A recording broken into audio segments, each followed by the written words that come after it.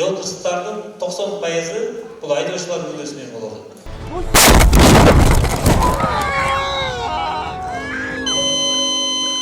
Жол кырсыктары адамдын ден соолугуна оор зыян алып келет.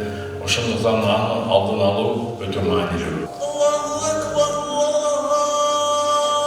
Кыргызстанда ажал менен коштолгон жол кырсыгы кескин көбөйдү. Өткөн жыл ичинде 900 адам каза болуп, 12 миңден ашык жаран ар кандай жараат алган. Кырсыктардын көпчүлүгү айдоочулардын күнөөсү менен болууда. Учурда республика боюнча жол кырсыктардын алдын алуу жана болтурбоо багытындагы иштер күчөтүлгөн. Буга карата бүгүн 3-апрелде Жалал-Абадта жол тартиби, коом тартиби 2026 аталышындагы форуму уюштурулду. Каршы облусунун аймагында жол кырсыгынын саны өсүп, анын кесепетинен биздин канчалаган жарандарыбыз каза болуп атат. Мен ушул учурдан пайдаланып, биздин ар бир облустун айдоочуларына кайрылып кетет элем. Ошол жолдо отурганда, ролго отурганда айдоочу өзүн жоопкерчимин деп сезсе, ошол автоунаанын ичиндеги канчалаган ошол 4 жаранбы, 5 жаранбы, 3 жаранбы ошолордун ден соолугу, өмүрү ошолордун колунда. Андыктан ар бир айдоочу ошол жоопкерчилигин сезип, унаага ошондой мамиле кылып туруп, биздин жарандарыбыздын өмүрүн ден соолугун сакташ керек деп эсептейм. Бүгүнкү форумдарда тургандар кандай жылдын айрайын, такындайын сайрайын.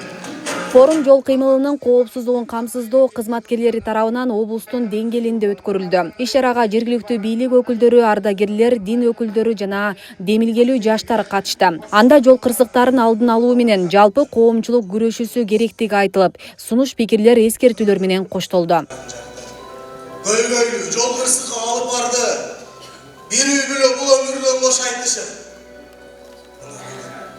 Жап-жаш балдар жетип калды. Кымбат көлүк, газды катуу басасың.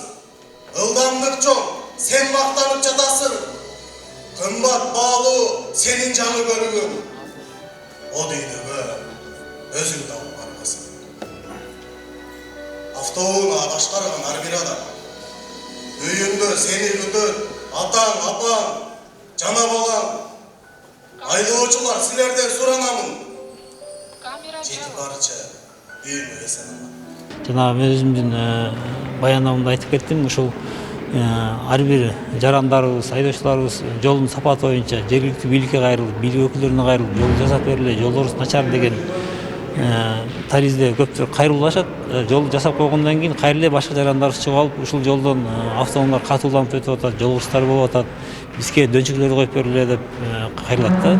Бирок ошол эле жолдо жолдун кандай ылдамдыкта айдаш керек, жол белгилеп турганына көңүл бурушпайт.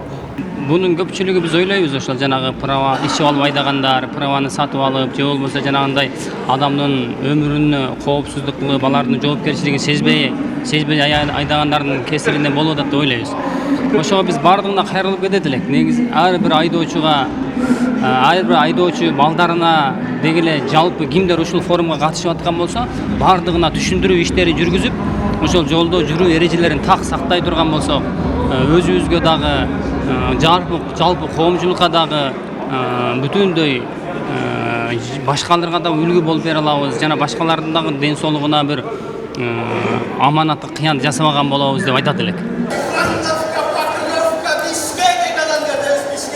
Оор кесепеттүү кырсыктардын көпчүлүгү ылдамдыкты ашыргандан карама-каршы тилкеге чыккан учурларда орун алууда. Мындайга жол бербөө максатында жол кыймылынын коопсуздугун камсыздаган кызматкерлер узак жолго чыккан айдоочулардын ар бири менен жеке иштеп, күнү түнү жол кыймылына көзөмөл салып жатышканын маалымдашты.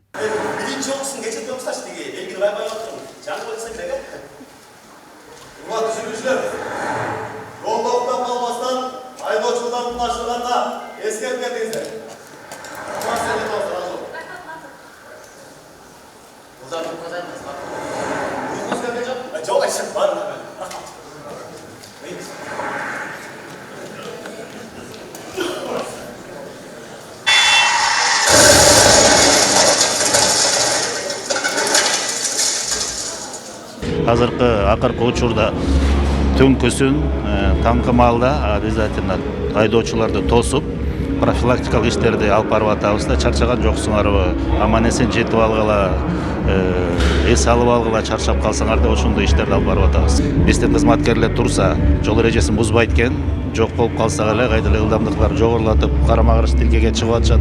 Ошол себептен максималдуу түрдө күчтөрүбүздү азыркы учурда башкы башкармалык тараптан 40 кызматкер Бишкек шаарынан келип, биз менен кошо жумуш алып барып атат. Акыркы учурда жаш өспүрүмдөр катышкан унаа кырсыктары да көбөйгөн. Мындан улам ата-энелерди айдоочулук күбөлүгү жок балдарга унаа бербөө эскертилет. Бул талап бузулган учурда ата-энеге 15 000 сом айып каралган. Ал эми кылмыш жаза кодексинин 312 беренесине ылайык жол кырсыгынын ооругуна жараша айып пул салуу же 10 жылга чейин эркинен ажыратуу каралган.